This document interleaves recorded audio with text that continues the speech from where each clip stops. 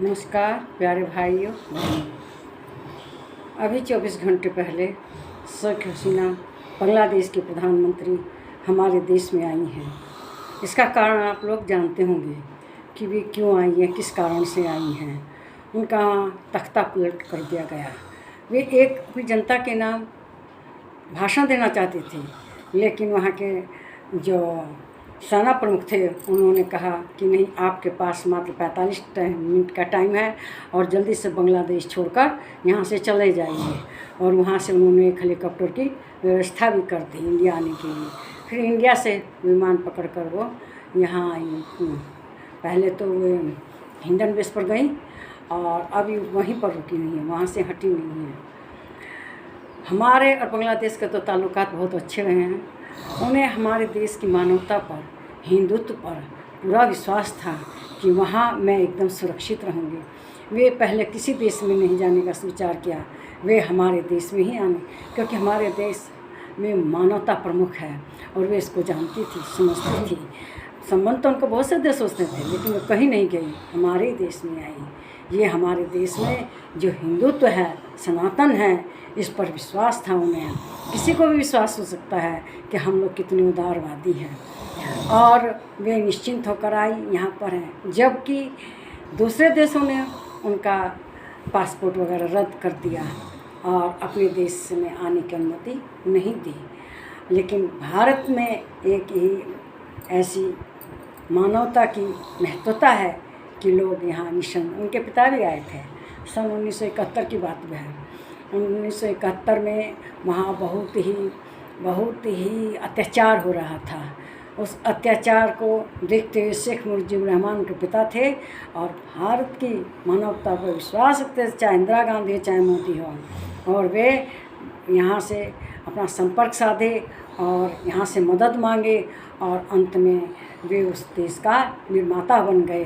बांग्लादेश का जन्म उन्हीं के करकमलों से हुआ। भारत ने साथ दिया और उस समय मानवता के नाते साथ दिया था। बस गलती एक हो गई थी भारत से कि वहाँ पर उसको अपना राज्य बना लेते, अपना राज्य बना के उन्हें तो क्या कहते हैं उसका मुख्यमंत्री वगैरह बना देते। लेकिन इंदिरा गांधी से ये नहीं हुआ, उन्होंने उसे एक देश बना दिया और उसका ये रिजल्ट निकला कि आज आतंकवादी वहाँ पर आतंक कर रहे हैं, कट्टरवादी वहाँ उपद्रव कर रहे हैं। वहाँ का एकदम माहौल ख़राब हो चुका है। हिंदुओं को घर से निकाला जा रहा है, उन्हें अभद्र भाषा का उनके साथ प्रयोग किया जा रहा है, मंदिरों में आग लगाई जा रही है। तो ये सब नहीं होना चाहिए, क्योंकि ये एक बहुत ही अमानवीय काम है।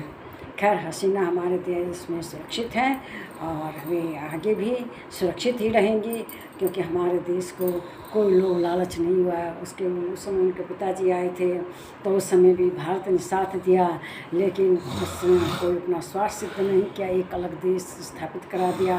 और लेकिन वहाँ कट्टरपंथियों ने उनके पिता की भी हत्या कर दी, उनके भाई बहन वगैरह की हत्या कर दी, माता की, बच्चों की, सबकी हत्या कर दी।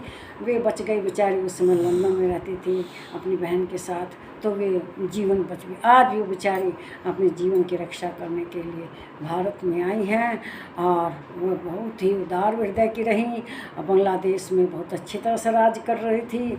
लेकिन कट्टरपंथियों ने उन्हें एकदम वहाँ पर उपद्रव मचा दिया, तख्ता पलट कर दिया, उनके घर को लूट पाट कर लिया, सब घर लूट लिया उनका। हिंदुओं के भी लूटे जा रहे हैं वहाँ घर, मंदिरों में आग लगाई जा रही है, चारों ओर अत्याचार हो रहा है। इसका कोई है समाधान? अब देखिए क्या करते हैं। हमारे मोदी जी को तो करना चाहिए कि कहना इंदिरा जी ने जैसा स्टेप उठाया था वैसे ही स्टेप उठाएं। बस आगे ये गलती ना करें कि वहाँ का प्रधानमंत्री और वहाँ का देश हो, बल्कि अपना राज्य बनाकर उसको वहाँ पर मुख्यमंत्री बना दें। और देखिए मोदी जी क्या स्टेप उठाते हैं, मेरे ख्याल से अच्छा ही उठाएंगे। जो करेंगे सब अच्छा करेंगे। मेरे विचार आपको पसंद हुए हैं तो इसको लाइक करें, शेयर कीजिए और मेरे चैनल को सब्सक्राइब कीजिए। नमस्कार भाई बहन।